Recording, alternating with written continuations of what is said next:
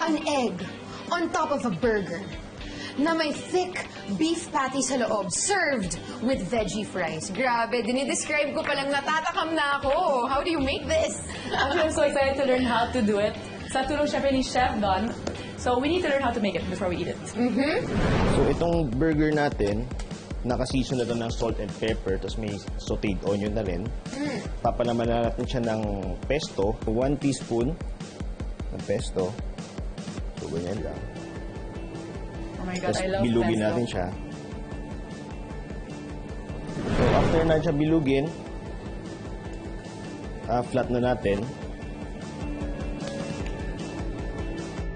Luto time!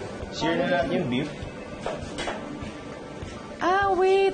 May ganun pala dito. Yeah, yun. Sige. Diyan natin lalagay yung egg ng candle burger. Galing! May butas sa bal kung saan ko ilalagay ang itlog. So, habang sinisir natin yung beef, pwede na natin simulan yung bread. Yung bread, Para sige. sa- Okay. So, yung cup ng bun, no? Smart, ah? Smart way to do it. Buti nga maliit yung mga eggs natin dito sa Philippines. Para ka sa burger. Sa Europe, ang laki ng eggs nila. That sounded wrong.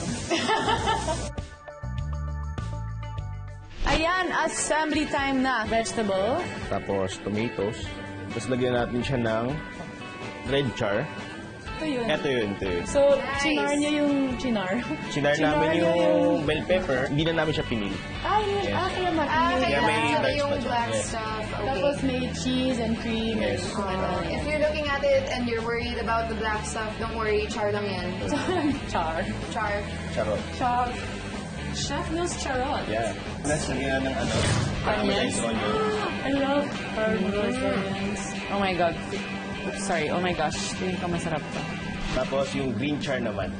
Oops. Medyo, ano lang. Tapos yung spinach. There. Tapos yung bun. I got nervous. Whoa. It's so burger. cute. Voila! We're done! Candle burger. Tikiman time na, guys. Tikiman time! I'm so excited. How do you put this in your mouth?